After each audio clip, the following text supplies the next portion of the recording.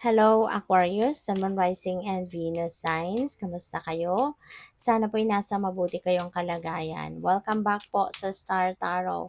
At kung bago kayo rito, welcome din po kayo. Please subscribe, like, share my videos, and leave me a comment po kung nakaresonate kayo. Thank you. So, first card ni Aquarius, we have opportunities. An important offer will be made, so be prepared and dressed to impress. Okay? So, ayan. So, mayroon ditong opportunity, na dadating sa'yo. Hindi lang yan iisa, kundi pa pwedeng marami. 'Di ba? So, maaari, no, na yung opportunities na to will be here and there. Maaaring merong o-offer sa iyo dito ng trabaho sa ganitong kumpanya, and at the same time meron pang ibang offer, no? Marami pa siguro ang kumakatok na oportunidad sa iyo. Kaya maging handa ka, 'di ba, at pag-isipan mong mabuti kung alin diyan ang mas makakabuti para sa'yo, what is best for you, anong makakapagpasaya sa'yo. Kasi habang hindi lang iisa ang opportunity na dadating, 'di ba? So meron kang options dito, different options. So we have jealousy.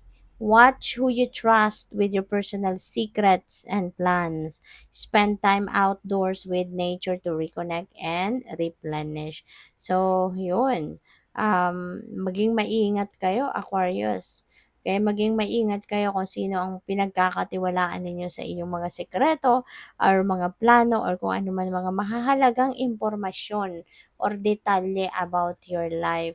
So, you need to be not so trusting, okay? Kasi hindi mo alam kung sino yung merong hidden agenda sa'yo. Hindi mo alam kung sino dito yung puwedeng manloko sa'yo, 'di ba? Ang dami na 'no, ang dami ng mga mambubudol, manloloko, scammer sa mundong ito. Kaya kailangan na maging matalino din tayo, 'no? Kayo ngayon, Aquarius, maging matalino din kayo sa pagpipili ng mga taong puwede ninyong pagkatiwalaan. At saka always listen, no, to the wisdom of your body. Kasi let's say for example, meron kang kausap, and you know what, that person maaaring may kunyari may hidden agenda yan sa'yo.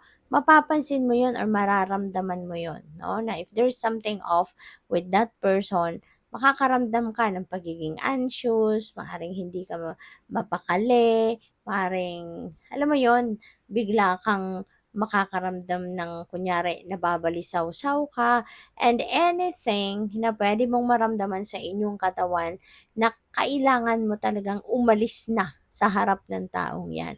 Kasi hindi mo na 'to matitiis. Puwedeng mababalisaw-saw ka kunyari, siyempre kailangan mo ng mag-ano ka, mag-CR ka, 'di ba? Hindi mo na matitiis 'yun.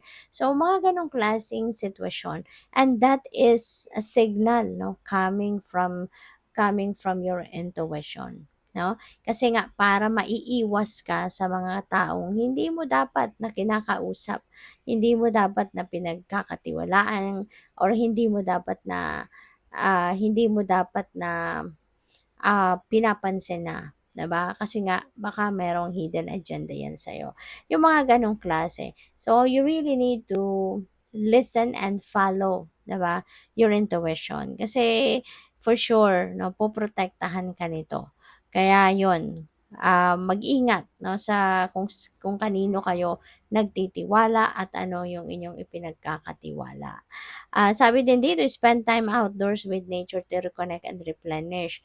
Kasi baka lagi lang kayong nasa bahay, or kung hindi man baka lumalabas din kayo pero bahay, trabaho lang siguro kayo, and you don't even have time to spend time by yourself outdoors in nature.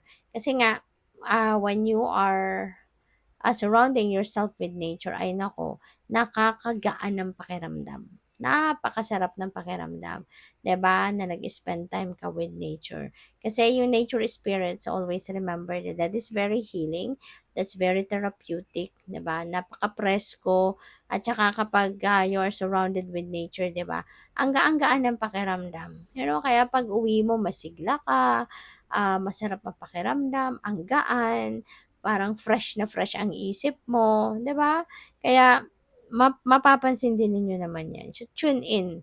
No? Kapag lumabas din kayo, tune in to nature spirits at para maiintindihan mo kung anong sinasabi ko. So, we have sexuality, existing relationships can find a new passion and heightened sexual attraction. Opportunities for marriage and good family life are strong, but if single, beware of temptation that could lead to trouble. And a child will also bring great joy. So, baka ang iba sa inyo din dito, baka magkakaanak na.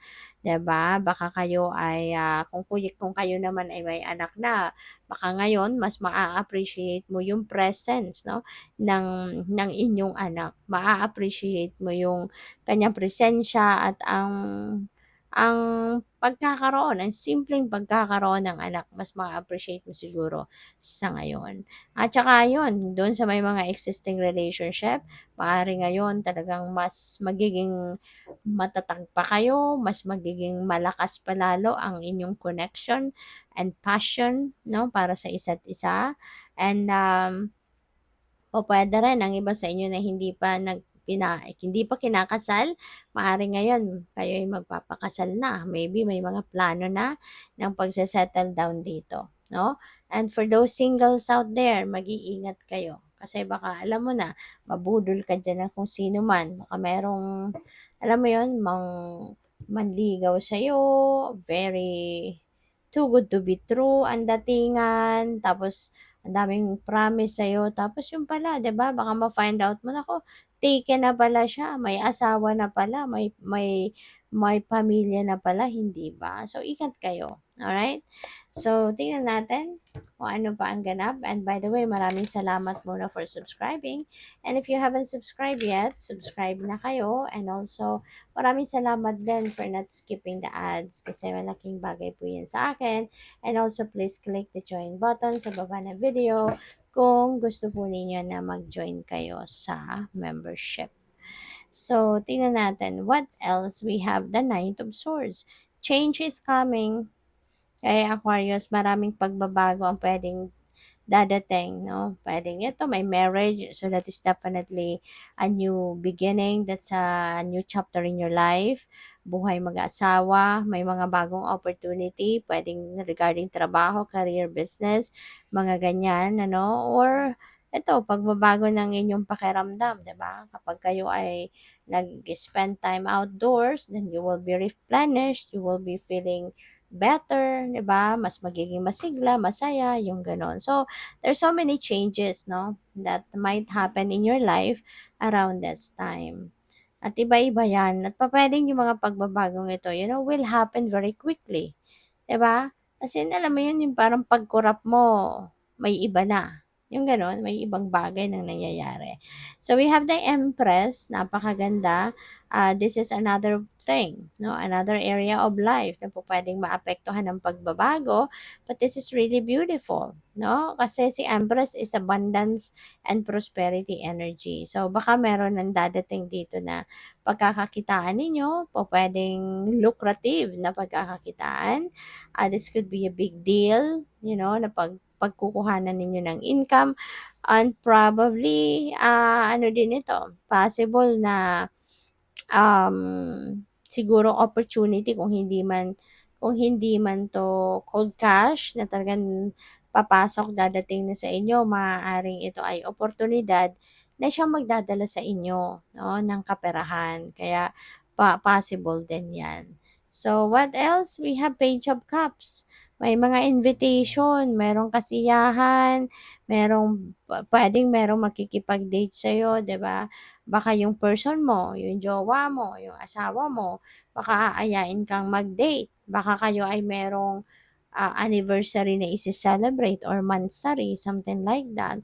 Or kung ikaw ay single pa, baka nga merong mag-aaya sa'yo dito for a date, 'di ba? Baka merong makikipag-date sa'yo, maaaring merong mag-aaya sa'yo for a social event, maaaring merong mag-i-invite sa'yo dito for mga okasyon, baka merong mga birthday-han diyan, baka merong mga reunion diyan, at baka yun maimbitahan ka, 'no? Kaya this is a time na kailangan mo din, or yeah, bigyan mo ng time ito, bigyan mo ng ang sarili mo ng time para dito, para makapag-unwind ka din. Deserve mo din naman ito, 'no, na makapag-time out ka sa kung ano mga pinagkakaabalahan mo, 'di ba? So, good luck. Thank you for watching. Love and light. Namaste.